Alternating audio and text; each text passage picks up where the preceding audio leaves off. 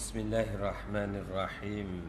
Assalamualaikum warahmatullahi wabarakatuh. Untuk sama-sama mendapat kerahmatan, keberkatan dari Allah Subhanahu wa taala dalam kuliah maghrib kita pada malam ni. Marilah sama-sama kita mulakannya dengan Ummul Quran Al-Fatihah. أعوذ بالله من الشيطان الرجيم بسم الله الرحمن الرحيم الحمد لله رب العالمين الرحمن الرحيم مالك يوم الدين إياك نعبد وإياك نستعين اهدنا الصراط المستقيم صراط الذين أنعمت عليهم غير المغضوب عليهم ولا الضالين آمين. أعوذ بالله السميع العليم من الشيطان الرجيم بسم الله الرحمن الرحيم الحمد لله رب العالمين والصلاة والسلام على أشرف الأنبياء والمرسلين وعلى آله وصحبه أجمعين. اللهم نور قلوبنا بهدايتك كما نورت الأرض بنور شمسك أبدا أبدا يا أرحم الراحمين. اللهم فقهنا في الدين وعلمنا التأويل واهدنا صراطك المستقيم وصلى الله على سيدنا محمد وعلى آله وصحبه وبارك وسلم والحمد لله رب العالمين. الحمد لله رب العالمين وبه نستعين ونستغفره ونعوذ بالله من شرور أنفسنا ومن سيئات أعمالنا من يهده الله فلا مضل له ومن يضلل فلا هادي له. أشهد أن لا إله إلا الله وحده لا شريك له وأشهد أن محمدا عبده ورسوله. اللهم صل على سيدنا محمد طب القلوب ودوائها وعافية الأبدان وشفائها ونور الأبصار وضيائها وعلى آله وصحبه ومن تبعهم بإحسان إلى يوم الدين بعدد علم الله وزنة عرش الله ومداد كلمات الله بحق عظمة ذاتك يا أرحم الراحمين. أما بعد. Yang saya hormati kepada tuan-tuan imam, tuan-tuan Bilal, pengusi dan barisan kepimpinan surau ini. Seterusnya tuan-tuan haji, puan-puan hajah, tuan-tuan muslimin muslimat, mukmin mukminat, sahabat, saudara, adik-adik yang dirahmati Allah sekalian. Syukur alhamdulillah dengan izin Allah Subhanahu wa taala kita masih lagi diberi peluang untuk bertemu dan meneruskan perbincangan kita berdasarkan kepada kitab Permata Ilmu Tauhid, Jawahir At-Tauhid ini, yang mudah-mudahan melalui perbincangan kita ini menambahkan lagi keyakinan, kemantapan, keteguhan akidah kita dalam meyakini keimanan kita kepada Allah Subhanahu wa taala yang Maha Esa, yang Maha segala-galanya, dan sifat yang sempurna layak baginya, dan sifat-sifat yang menunjukkan kelemahan, kekurangan maupun kecacatan adalah mustahil baginya. Ya tuan-tuan, insya-Allah pada malam ni kita akan sambung di halaman 116, tajuk yang ke-25, qiyamuhu binafsihi dan wahdaniyah. Dua sifat lagi yang dibahaskan dalam bait syair pengarang ini, sifat qiyamuhu binafsihi, Allah berdiri dengan sendirinya, dan wahdaniyah, Allah yang Maha Esa, sifatnya yang esa, yang tidak boleh disebutkan sebagai berbilang-bilang dan seumpamanya. Ya tuan-tuan dan Allah Subhanahu wa taala, kata pengarang, qiyamuhu binafsi wahdaniyatu munazzaha awsafuhu sanniyatu. Maksudnya, berdirinya Allah Subhanahu wa taala dengan dirinya sendiri, dan wahdaniyah seraya dia disucikan. Hal keadaan sifat-sifatnya adalah tinggi. Ya tuan-tuan yang dirahmati Allah Subhanahu wa taala, ada dua sifat yang dibahaskan dalam bait syair ini. Pertama, qiyamuhu binafsi, dan yang keduanya wahdaniyah. InsyaAllah pada malam ni kita akan cuba membahaskan dan menyelesaikan perbahasan berkaitan dengan qiyamuhu binafsi. Sebelum kita menjelaskan tentang sifat Allah qiyamuhu binafsi itu, maka pengarang menegaskan terlebih dahulu tentang yang dimaksudkan dengan an-nafsu. Di sini adalah zat Allah Subhanahu wa taala. Ya tuan-tuan ya Allah Subhanahu wa taala. Kerana penyataan perkataan an-nafsu dalam pergunaan bahasa Arab, mungkin dalam lain dari perbahasan ilmu tauhid, perkataan itu diguna pakai untuk maksud yang lain. Sebab tu diberikan definisi, penjelasan terlebih dahulu, supaya nanti apabila kita menemui perkataan ini dalam pergunaan yang di kitab yang lain ataupun perbahasan yang lain, pada waktu itu kita kena lihat disiplin ilmu yang membahaskan pernyataan itu berada di mana. Kalau disiplin ilmunya berada dalam perbahasan ilmu akidah, ilmu tauhid, maka ia dikaitkan dengan zat Allah Subhanahu wa taala. Kalau tidak, apakah antara maksud yang dibahaskan oleh pengarang kitab ini? Yang pertama, an-nafsu itu bermaksud maksud ad-damu, yakni membawa maksud darah. Jadi kalau kita menjumpai pernyataan yang di dalam disiplin ilmu yang lain, maka kita, ini perbahasan ni bukan perbahasan ilmu akidah, ini perbahasan berkaitan dengan fizikal manusia, hal ehwal keadaan makhluk yang berdarah, makhluk tak berdarah. Maka pernyataan itu kita dah jelas, dah faham. Walaupun digunakan perkataan an-nafs, kita dah tahu dah. Yang dimaksudkan itu bukannya kepada zat Allah, tapi benda-benda makhluk, ya, serangga yang berdarah. Sebagaimana yang disebutkan dalam perkataan sebagai contoh ayatnya, mala nafs lahu sa'ilatun la yunjisul ma. Maksudnya, apa-apa binatang, haiwan, serangga yang tidak mempunyai darah mengalir, tidaklah ia menajiskan air mutlak. Contoh, semut masuk dalam air, maka semut itu tidak memiliki darah yang mengalir. Jadi semut itu walaupun mati dalam air, air itu tetap mutlak, tidak bernajis.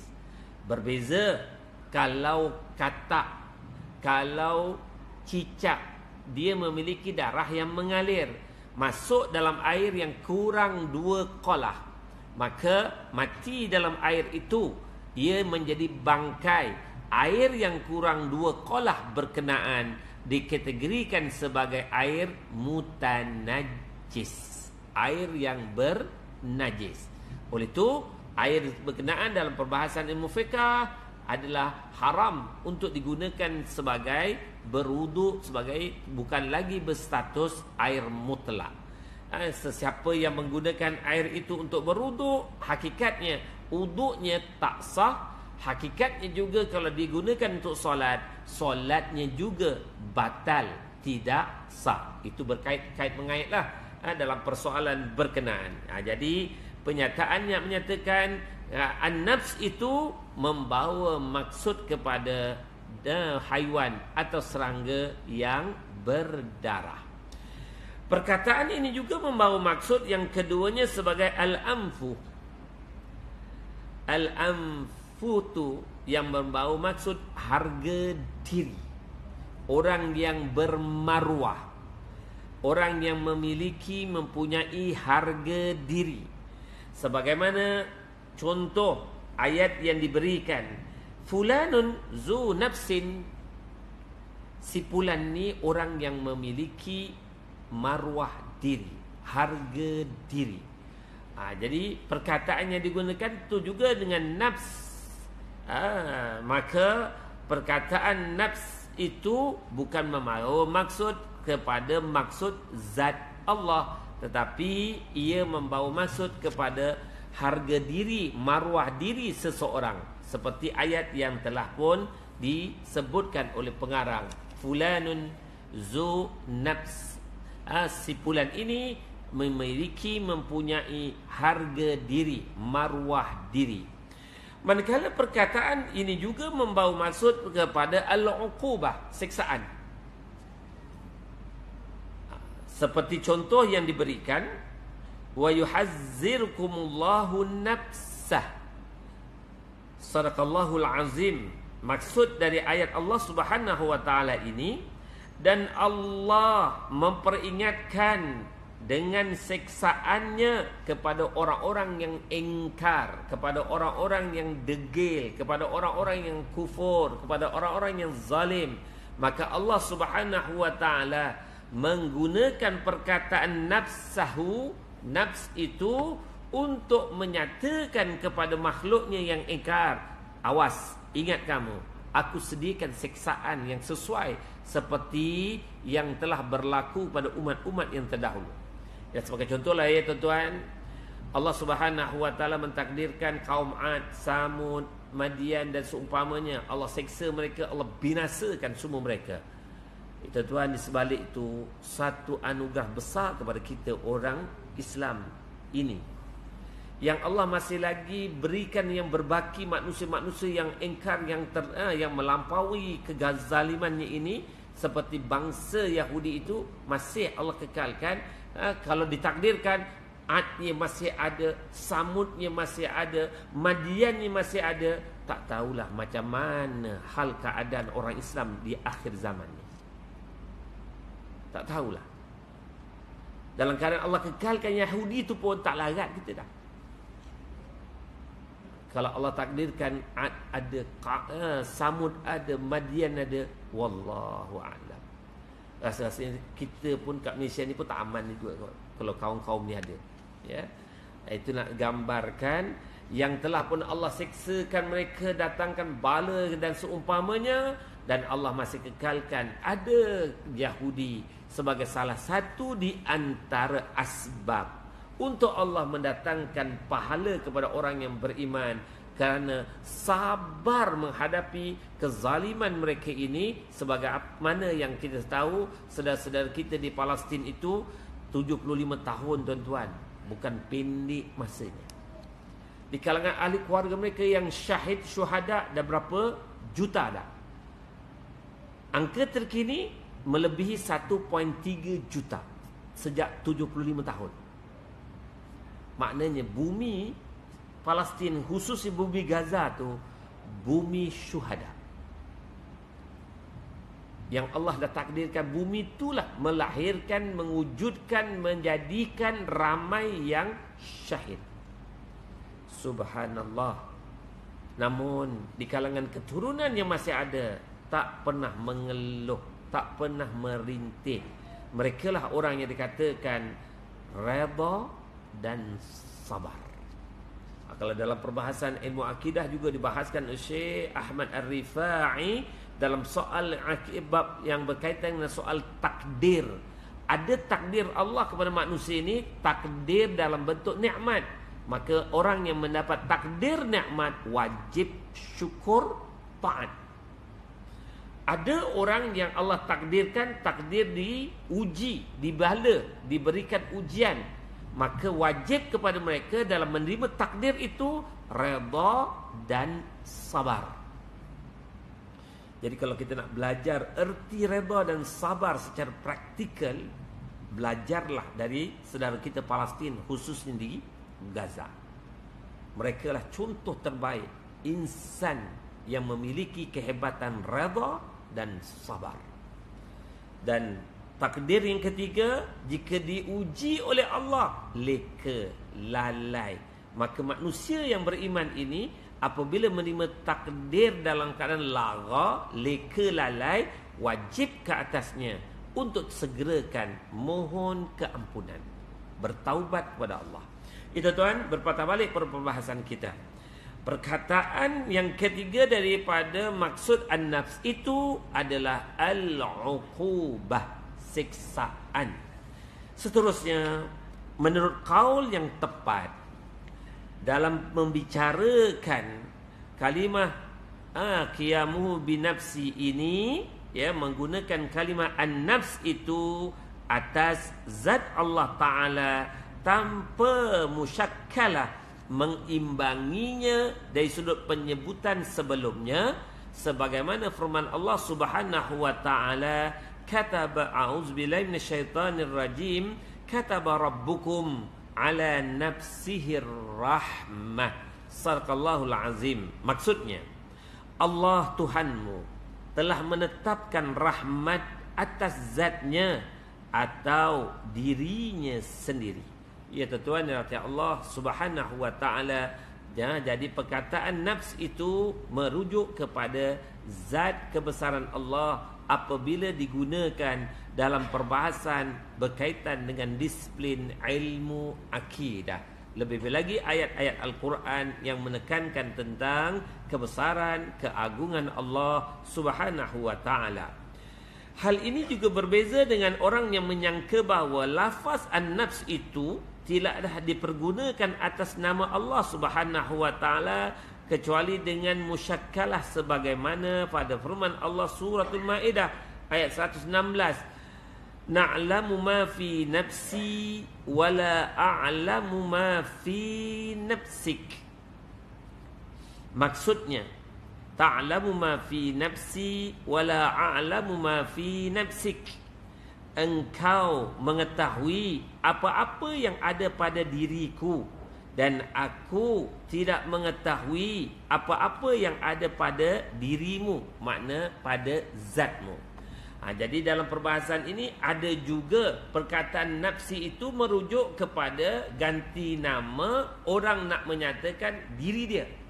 Kalau nafsu itu diri, nafsi diri saya. Jadi perkataan itu digunakan juga untuk menunjukkan kepada fizikal seseorang. Seperti dalam ayat ini, suratul Maidah, Allah Subhanahu wa taala menanyakan kepada Nabi Allah Isa alaihissalam, apabila ada di kalangan umat Nabi Isa, di kalangan Bani Israel, kaum Nasrani yang mendakwa Nabi Isa itu sebagai Tuhan atau jelmaan Tuhan atau menyatakan anak Tuhan, maka Allah Subhanahu wa taala menyatakan, adakah begitu yang engkau serukan kepada mereka, wahai Isa, Ruhullah? Lantas Allah rakamkan ucapan yang disebutkan oleh Nabi Allah Isa alaihissalam dalam Al-Quran, ta'lamu ma fi nafsi wa la a'lamu ma fi nafsik. Engkau ya Allah maha mengetahui tentang apa yang ada pada diriku. Aku tak tahu kebesaran keagungan yang ada pada dirimu ya Allah. Dengan maksud, Engkau pasti tahu ya Allah apa yang dituduh itu, adakah ia benar ataupun tuduhan palsu, fitnah kepada aku, Engkau lebih tahu.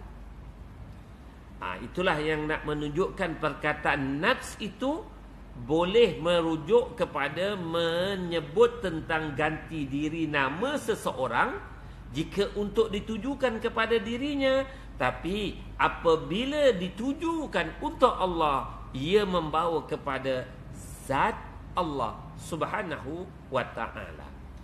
Ya tuan-tuan, ya dirahmati Allah Subhanahu wa ta'ala.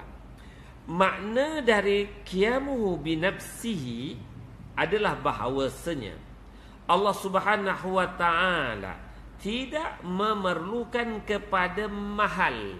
Kita dah bincang pada beberapa siri sebelum ini. Allah Subhanahu wa ta'ala tak memerlukan tempat, tak memerlukan masa, tak terikat dengan masa, tak terikat dengan keadaan. Itulah kebesaran keagungan Allah Subhanahu wa ta'ala. Jadi berdirinya Allah Subhanahu wa ta'ala berdiri dengan sendirinya. Macam mana? Hanya Allah saja yang tahu. Makhluknya tak mungkin tahu. Keperluan kepada makhluk, yakinlah Allah itu maha segala-galanya. Berdiri dengan sendirinya, hanya dia saja yang maha mengetahui tentang hakikat, kehebatan, keagungan, kebesaran, kesempurnaan, ketinggian, keagungan, hanya dalam ilmu miliknya. Manusia tak boleh nak membayang-bayangkan, tak boleh nak cuba untuk memikir-mikirkan. Itu ada sesuatu perkara yang sangat dilarang oleh perbahasan ilmu akidah. Ya, Allah tidak memerlukan kepada mahal, yakni zat yang dia berdiri dengannya. Ya tuan ya Allah Subhanahu wa ta'ala, justru itu seperti yang dalam perbahasan kita sebelum ni menyatakan bahawa apabila kita membahaskan Allah Subhanahu wa ta'ala bersemayam di atas arasy-Nya, bersemayam membawa maksud atas arasy-Nya itu bukan ia duduk bertempat, tapi nak menggambarkan kehebatan, keagungan arasy-Nya itu sesuatu yang tak upaya nak difikirkan. Selayaknya Allah sajalah yang maha mengetahui bagaimana ia menguruskan alam ini di atas arasy-Nya itu, yang hanya ia saja maha mengetahui. Tak boleh kita sebut tempat Allah adalah di arasy. Jadi apabila kita katakan Allah memerlukan tempat, sama macam makhluk. Sama macam makhluk itu mustahil. Sesuatu yang disamakan Allah dengan makhluk rosak akidah, terkeluar dari akidah ahli sunnah wal jamaah. Itu tuan yang rahmati Allah Subhanahu wa ta'ala. Mahal di sini bukan bermakna tempat, kerana yang demikian itu telah diketahui dari perbahasan mukhalafatuhu lil hawadis. Dalam perbahasan sebelum ini kita telah pun membahaskannya. Adakah tempat itu macam ada sesuatu yang terikat dengan masa, keadaan? Tak, bukannya seperti itu.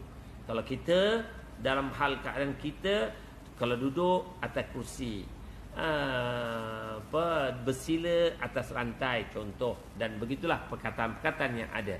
Jadi nak sebutkan di sini, yang dimaksudkan mahal itu bukan sesuatu tempat yang ada objeknya, fizikalnya, jisimnya, bukan. Bukan seperti itu yang boleh untuk dibayang-bayangkan. Seterusnya berkata Syekh Al-Ghanimi hafizahullah, tidak ada halangan untuk membawa lafaz mahal di atas kedua maknanya itu di sini. Itu pandangan berikutnya pula menyatakan dengan pandangan sedemikian. Dan juga qiyamu binafsi itu bermakna bahawa Allah Subhanahu wa ta'ala tidak memerlukan kepada mukhassis. Di samping tak memerlukan mahal, dalam perbahasan qiyamuhu binafsi ini juga satu perkataan baru yang kita temui ialah mukhassis, yakni memerlukan zat yang menjadikan. Mustahil Allah memerlukan benda lain menjadikannya, menciptakannya.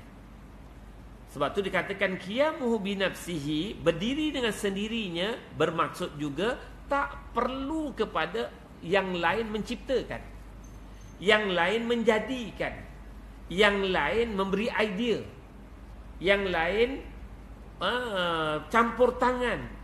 Mustahil. Jadi sesuatu itu nak menunjukkan Allah berdiri dengan sendirinya, urusan segala-galanya, segala yang diciptakan, begitulah segala-gala yang ada, segala-galanya mengikut kehendaknya, iradahnya dan kekuasaannya serta ilmunya. Sesuatu yang terjadi pada dunia alam ini sampai akhirat terikat kepada iradah Allah, kudrah Allah, ilmu Allah. Tak ada cadangan ataupun paksaan ataupun desakan, terikat pada desakan makhluk-makhluknya. Segala-galanya sendiri, berdiri dengan sendirinya. Ya tuan-tuan yang dirahmati Allah Subhanahu wa taala. Yang kedua ini, yakni mukhassis itu, ya, meskipun sudah terkandung dengan sifat qidam, maknanya sedia ada, ya, akan tetapi sebagaimana pernah disebutkan bahawa para ulama dalam bidang ini tidak mencukupkan dengan dilalah bukti iltizam kerana sangat bahayanya kejahilan dengan akidah. Oleh itu ya tuan-tuan dan hati Allah, sebab itulah perbahasan ilmu akidah perlu dibahaskan dengan penuh penelitian, dengan penuh terperinci, dengan penuh dalil, bukti secara nakli, yakni Al-Quran, ayat-ayat Al-Quran ataupun hadis, ataupun secara akli, secara logik akal yang hujah-hujah itu telah dipandu oleh para ulama yang mu'tabar. Justru kita adalah lebih selamat untuk berpegang kepada pandangan yang telah dinyatakan oleh para ulama itu, untuk menjadikan kepahaman, pegangan kita terhadap ilmu akidah tersebut terselamat dari membayangkan sesuatu atau meletakkan sesuatu yang tak selari, tak sesuai, tak sepadan dengan zat kebesaran Allah Subhanahu wa ta'ala. Dengan demikian, maka makna qiyamu binafsi ada dua.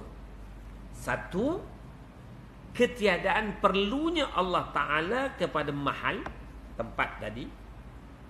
Dan yang keduanya, ketiadaan perlunya Allah kepada mukhassis. Allah tak perlu kepada sesuatu yang menciptakannya.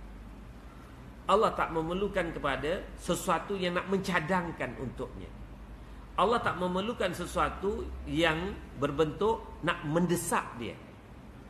Segala-galanya Allah bebas untuk membuat apa saja berdasarkan iradah, kudrah, ilmu. Dalil atas tidak perlunya Allah kepada mahal, bahawa Allah kalau perlu kepada mahal, nescaya jadilah dia sifat. Dan kalau Allah Subhanahu wa ta'ala adalah sifat, maka tidaklah dia bersifat dengan sifat-sifat ma'ani dan ma'nawiyah. Inilah dalam perbahasan ilmu kalam, memang sesuatu perbahasan yang memerlukan kepada penelitian, pendetilan. Kata pandangan daripada Syekh Ibrahim Al-Laqani ini, kalau Allah Subhanahu wa ta'ala itu, yang dikatakan qiyamu binafsi itu merupakan yang dikatakan untuknya itu sebagai sifat, maka disebutkan ia bukan zat tetapi ia dikatakan sebagai sifat. Maka bagaimana untuk disandarkan sifat-sifat Allah yang lain seperti kaunuhu yang disebutkan sebagai kalam, sami'an, basiran, sebagai mutakalliman, hal keadaan Allah yang berbicara, mendengar, ya. Dan Allah Subhanahu wa taala melihat itu, adakah sesuatu sifat ini memerlukan kepada sifat-sifat yang lain di atas sifat berkenaan. Seolah-olah benda ini sifat yang mendatang. Jadi Allah Subhanahu wa taala mustahil menerima sifat yang mendatang. Semua 20 perbahasan 20 sifat yang ada itu adalah berdiri atas zatnya, bukannya sesuatu sifat yang mendatang. Saya pernah buat contoh, lahir seorang bayi. Allah berikan anugerah kepada bayi itu mata, telinga, mulut, lisan, tangan, kaki. Mata, telinga, mulut ketika dalam keadaan bayinya lagi tak boleh bertutur, tak boleh berkata-kata sebagai contoh. Maka telinga yang ada itu tidak boleh memahami bahasa yang ada dan tidak boleh nak memberi respon kepada bahasa yang dipertuturkan oleh mereka yang berada sekelilingnya. Namun dari masa ke semasa, apabila telah sampai ketentuan yang telah Allah izinkan, maka si bayi matanya boleh berfungsi dengan sempurna, mulutnya boleh berfungsi dengan sempurna, telinganya boleh berfungsi dengan sempurna. Ada dah telinga, datang pendengaran untuknya, maka sifat itu mendatang. Dapat melihat sesuatu dan respon kepada apa yang dilihat, sifat itu mendatang. Begitulah bercakap, boleh bertutur, berupaya berkata-kata kepada sesuatu yang diucapkan, benda itu mendatang. Itu adalah sesuai untuk makhluk. Untuk Allah, sifatnya berdiri atas zatnya, bukannya sesuatu yang mendatang. Itu tuan nanti Allah Subhanahu wa taala untuk membicarakan lebih dari itu, macam mana boleh terjadi begitu. Itulah kelainan zat Maha Agung berbanding dengan makhluk, yang berbeza dengan makhluk. Kalau sama, apa maksud kehebatan kepada zat Maha Pencipta? Tak ada beza. Justru itu manusia kena terima realitinya. Sebagai makhluk, dia memiliki kekurangan, kelemahan, tidak seperti yang Maha Pencipta, Allah Subhanahu wa taala. Dan disebutkan lagi bahawa dan jika batal ketiadaan bersifatnya Allah dengan ma'ani dan ma'nawiyah, maka batallah apa-apa yang membawa kepadanya, yakni perlunya Allah kepada mahal. Jadi kalau Allah itu dah tidak memiliki sifat ma'ani, tidak memiliki sifat ma'nawiyah, maknanya Allah tu memerlukan ada mahal, ada tempat untuknya. Kalau memerlukan tempat, tertolaklah juga hakikat kebesaran keagungan Maha Pencipta berkenaan, ya, Allah Azza wa Jalla. Dan jika batal pada perlunya Allah kepada mahal, maka tetaplah ketiadaan perlunya Allah kepada mahal, dan dialah yang dicari. Ya tuan-tuan dan Allah, kalau kita dah pun menyatakan Allah ini tak perlu kepada mahal, maka tak perlu kepada mahal itulah membezakan Maha Pencipta dengan makhluk-makhluknya.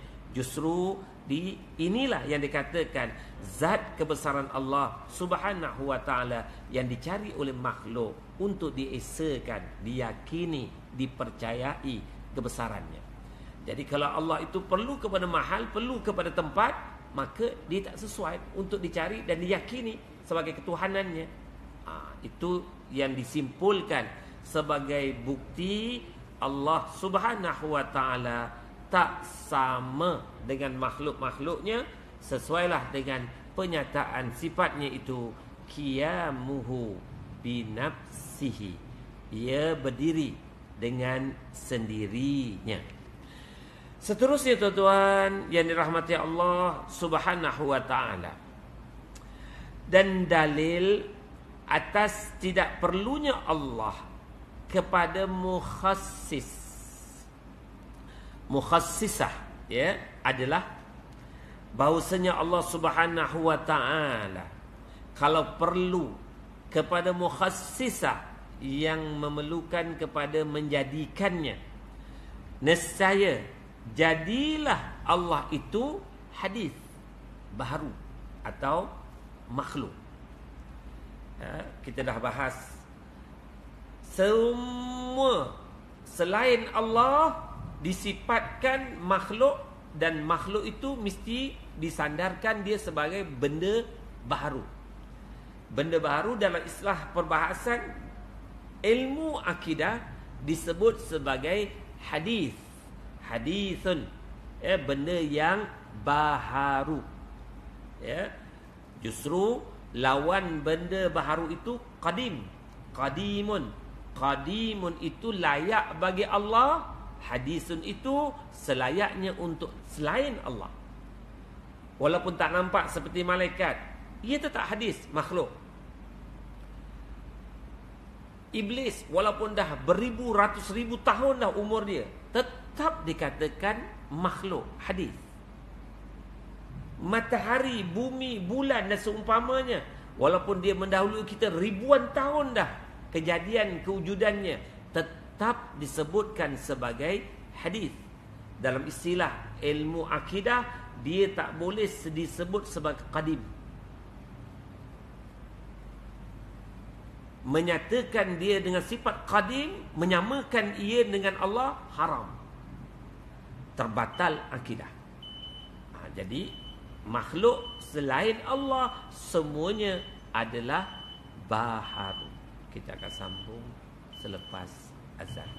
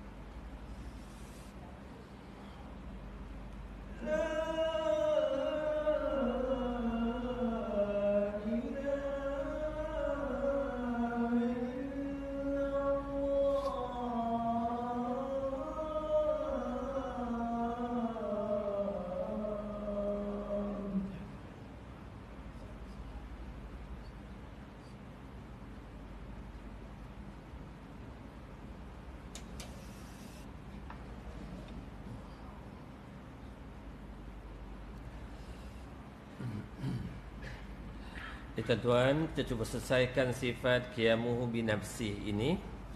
Jadi pernyataan yang kedua telah pun disebutkan Allah Subhanahu Wa Taala tidak, jika kata dalil atas tidak perlunya Allah kepada mukhassis adalah bahawasanya Allah kalau perlu kepada mukhassis, nescaya jadilah dia hadis. Jadi seperti yang tadi kita telah tegaskan, semua makhluk selain Allah adalah hadis. Hanya Allah sajalah yang bersifat qadim. Ya tuan-tuan yang dirahmati Allah, bagaimana ini?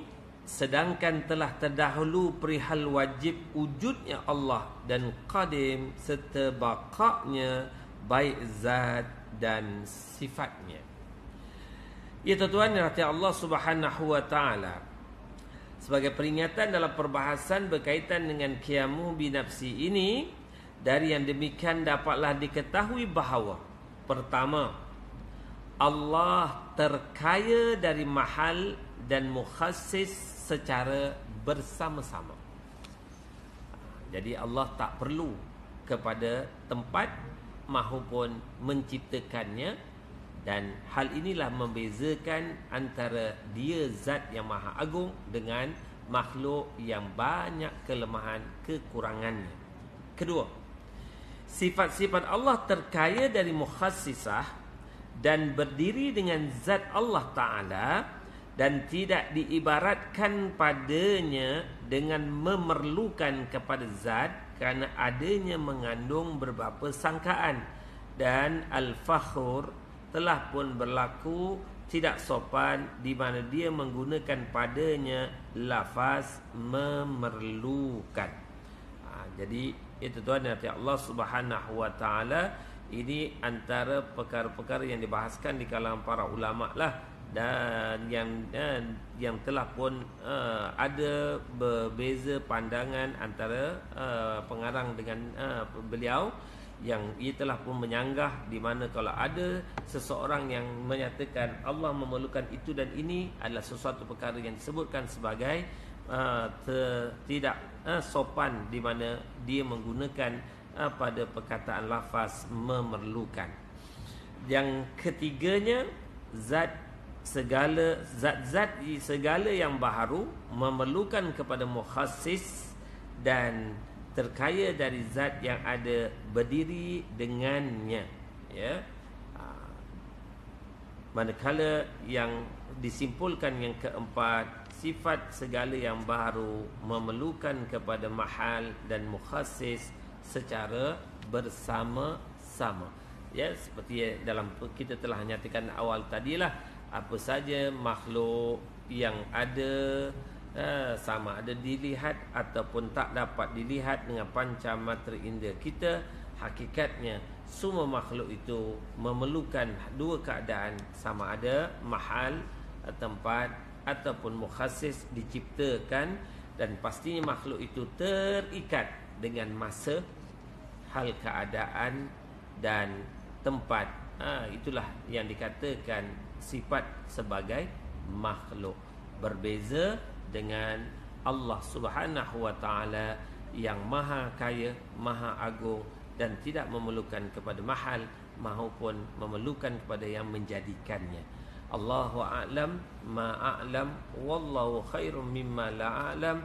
Mudah-mudahan diberkati perbahasan kita ini, dan mudah-mudahan Allah Subhanahu Wa Taala merahmati kita semua. Amin ya rabbal alamin. InsyaAllah panjang umur kita akan sentuh tajuk kita, dalam perbahasan tajuk ini. Sifat yang kedua adalah wahdaniyah, insya-Allah. Yang baik datangnya dari Allah, segala kelemahan kekurangan datang dari saya. Saya mohonkan keampunan kepada Allah, kemaafan tuan-tuan sehingga terkasar bahasa, terlanjur kata. Jika ada perbincangan, kalau saya boleh bagi respon, dengan izin Allah saya cuba. Kalau tak mampu, saya mohon tangguh, minta maaf banyak. Wallahu a'lam. Ya akhi Azman.